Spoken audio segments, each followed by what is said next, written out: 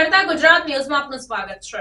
ખેડા જિલ્લામાં કેબિનેટ મંત્રી દ્વારા પશુપાલન વિભાગની વિવિધ વ્યક્તિગત સહાયકારી યોજનાઓના લાભાર્થીઓને સહાય વિતરણ કરાઈ। આણંદ જિલ્લામાં વસો તાલુકામાં આવેલી આણંદ કૃષિ યુનિવર્સિટીના કૃષિ મહાવિદ્યાલય અને પોલિટેકનિક કોલેજ ખાતે રાઘવજીભાઈ પટેલ, કેબિનેટ મંત્રી કૃષિ, પશુપાલન, ગૌ સંવર્ધન, મત્સ્યોદ્યોગ, ગ્રામ ગૃહ નિર્માણ અને ગ્રામ વિકાસના અધ્યક્ષ સ્થાને જિલ્લા પશુપાલન શિબિર તથા ઘનિષ્ઠ પશુ સુધારણા યોજનાના 3 ઉપકેન્દ્રો રામોલ, હાથજ અને અરેરાના કુલ 85.29 લાખના ખર્ચે તૈયાર કરવામાં આવેલ નવનિર્મિત મકાનોના લોકાર્પણનો કાર્યક્રમ યોજાયો હતો।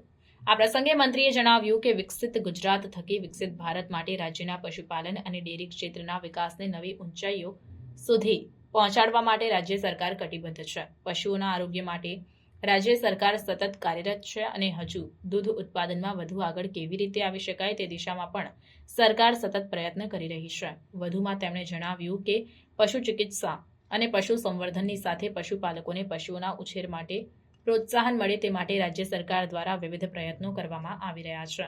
આ કાર્યક્રમની શરૂઆત મદદનીશ પશુપાલન નિયામક ડોક્ટર અનિલ વાઢેરના પ્રાસંગિક ઉદ્બોધનથી થઈ હતી, જેમાં તેમણે જણાવ્યું કે આપણે બધા પશુઓ પર નિર્ભર છે, માટે પશુપાલનને પૂરક વ્યવસાય તરીકે ન જોતા તેને નફાકારક બનાવવા પ્રયત્ન કરવો જોઈએ। તેમણે પશુપાલકોની વિવિધ યોજના હેઠળ મળતી સહાય અંગે ઉપસ્થિત પશુપાલકોને માહિતગાર કર્યા હતા। ત્યારબાદ જિલ્લા પશુપાલક અધિકારી ડોક્ટર ડીએલ મનાતે તેમના પ્રાસંગિક ઉદ્બોધનમાં જણાવ્યું કે સમાજના તમામ વર્ગોના સર્વાંગી વિકાસ કરવા માટે ગુજરાત સરકાર કટિબદ્ધ છે અને સરકાર પશુપાલકોના કલ્યાણ માટે સતત ચિંતિત અને કાર્યશીલ છે।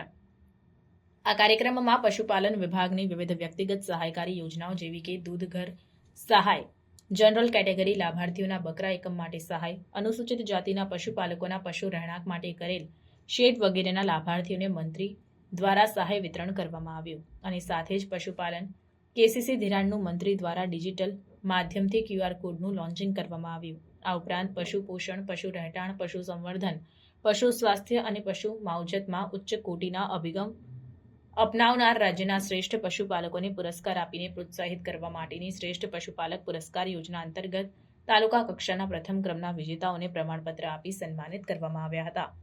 પશુપાલન શિબિર અંતર્ગત વાછરડી પાડીનું આદર્શ ઉછેર તથા પશુ પોષણ, પશુ રહેઠાણ, પશુ સંવર્ધન, પશુ સ્વાસ્થ્ય અને પશુ માવજત વગેરે વિષયો પર વૈજ્ઞાનિક અભિગમ સાથે પશુપાલન વ્યવસાય કરવા માટે વિષય નિષ્ણાંત તજજ્ઞો દ્વારા પશુપાલકોને આ શિબિરમાં પ્રશિક્ષિત કરવામાં આવ્યા હતા। આ ઉપરાંત રાજ્ય સરકારની વિવિધ સહાયલક્ષી યોજનાઓ અંગે પણ પશુપાલકોને માહિતગાર કરવામાં આવ્યા હતા।